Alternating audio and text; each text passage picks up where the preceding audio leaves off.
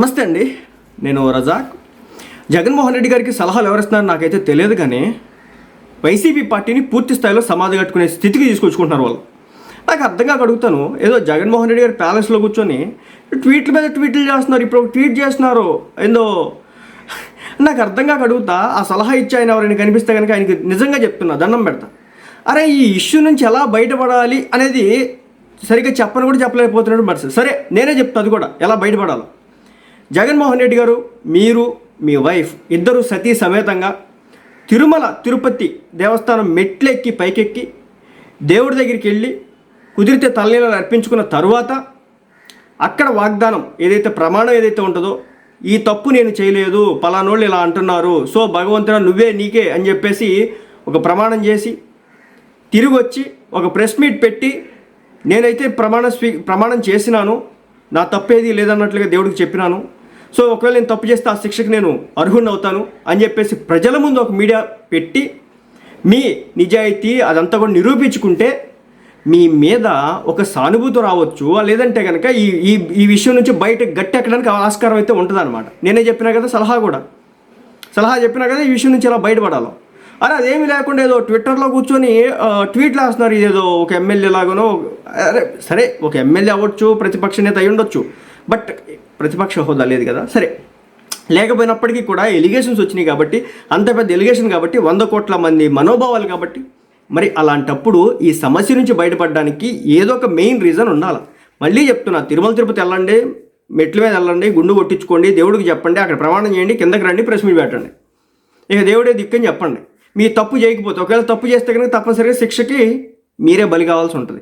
ఇప్పుడు జగన్మోహన్ రెడ్డి గారు ఒక ట్వీట్ వేస్తారు అన్నమాట. ఏమంటే, తిరుమల పవిత్రతను, స్వామివారి ప్రసాద విశిష్టతను, వెంకటేశ్వర స్వామి వైభవాన్ని, టీటీడీ పేరు ప్రఖ్యాతలను, వెంకటేశ్వర స్వామి ప్రసాదమైన లడ్డు పవిత్రతను రాజకీయ దుర్దితో కావాలని అబద్ధాలాడి జంతువుల కొవ్వులతో కల్తీ జరిగినట్టుగా, ఆ కల్తీ ప్రసాదాన్ని భక్తులు తిన్నట్టుగా అసత్య ప్రచారంతో ముఖ్యమంత్రి హోదాలో ఉన్నటువంటి చంద్రబాబు గారు తిరుమల లడ్డూను, వెంకటేశ్వర స్వామి విశిష్టతను అపవిత్రం చేసినందుకు, చంద్రబాబు గారు చేసిన ఈ పాపాన్ని ప్రక్షాళన చేసేందుకు రాష్ట్ర వ్యాప్తంగా ఆలయాల్లో సెప్టెంబర్ 28న శనివారం రోజున పూజల్లో పాల్గొనాలని వైఎస్ఆర్సీపీ పిలుపునిస్తుంది. ఇది పిలిపివ్వడం అంటారా? ఇది ఈ ఎలిగేషన్ నుంచి మీరు బయటపడాలంటే ఇదా రీజను? కానీ ఈ కాంట్రవర్సీ, ఈ ఇష్యూ నుంచి బయటకు రావాలంటే ఇదా జవాబు? ఓ పక్క పవన్ కళ్యాణ్ గారు, మేము తప్పు చేయలేదు, తప్పు చేసిన వాళ్ళు ప్రాయశ్చిత్తం కోసం ఆయన ప్రాయశ్చిత్త దీక్ష 11 రోజుల పాటు చేస్తా, అదేవిధంగా ఒక్కొక్క రోజు ఒక్కొక్క విధానంలో ముందుకెళ్తా, చివరికి 11 రోజు వెంకటేశ్వర స్వామి టెంపుల్కి వెళ్ళి అక్కడ పూజలు నిర్వహిస్తున్న నేపథ్యం ఇదంతా కూడా ఆయన చేస్తున్నాడు. ఆయనకి తన ధర్మం మీద ఇలాంటి దాడి జరిగిందని తెలిసిన తర్వాత, కాబట్టి దానికి ప్రాయశ్చిత్తం అనేది చేసుకుంటున్నాడు. కానీ మీ హయాంలో, మీ ప్రభుత్వంలో ఇలా జరిగిందని, కల్తీనై వచ్చిందని, యానిమల్ ఫ్యాట్ వాడారని దాంట్లో ఏదో ఒక రిపోర్ట్ బయటకు వచ్చిన నేపథ్యంలో, దేశం మొత్తం అల్లకొల్లం అవుతున్న నేపథ్యంలో బయటకు వచ్చి సమాధానం చెప్పకుండా రికార్డెడ్ ప్రెస్ మీట్లు ఇచ్చి, నాకేం అర్థం కావట్లేదు జగన్మోహన్ రెడ్డి గారు, మీరు మీ పార్టీని పూర్తి స్థాయిలో సమాజ్ చేసుకోవాలనుకుంటున్నారా, చంపేద్దాం అనుకుంటున్నారా, ఏది నాకు అర్థం కావట్లేదు. నేనే చెప్తున్నా కదా, ఏం చేయాలో రెమెడీ ఉంది కదా. మీరు నిజంగా తప్పు చేయలేదు, నిజంగా తప్పు చేస్తానండి దేవుడు క్షమించడు, ఎట్టి పరిస్థితుల్లో కూడా క్షమించడు, ఏదో ఒక రూపాయలు ఎత్తుకుపోతాడు.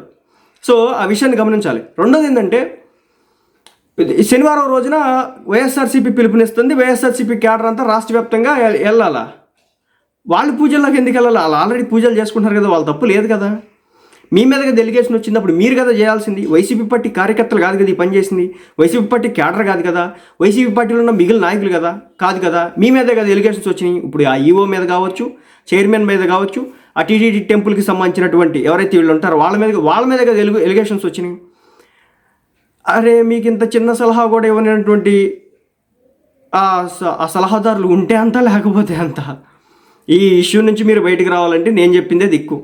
డైరెక్ట్గా తిరుమల తిరుపతి దేవస్థానం కింద నుంచి పై దాకా సతీ సమేతంగా వెళ్ళండి. మీరు మీ భార్యతో వెళ్ళండి, పైకి వెళ్ళి తలనీలా రప్పించండి, ప్రమాణం చేయండి, కిందకి రండి, ప్రెస్ మీట్ పెట్టండి, మాట్లాడండి. ఇదే తెచ్చాడు, కొట్టాడు, ఇచ్చాడు అన్నట్టు ఉండాలా. అలా లేకపోతే ఇది వర్కౌట్ అవునటువంటి పరిస్థితి. మీ మీద ఇంకా ఎలిగేషన్స్ వస్తూనే ఉంటాయి, దాన్ని ఇంకా రచరచ చేస్తూనే ఉంటారు.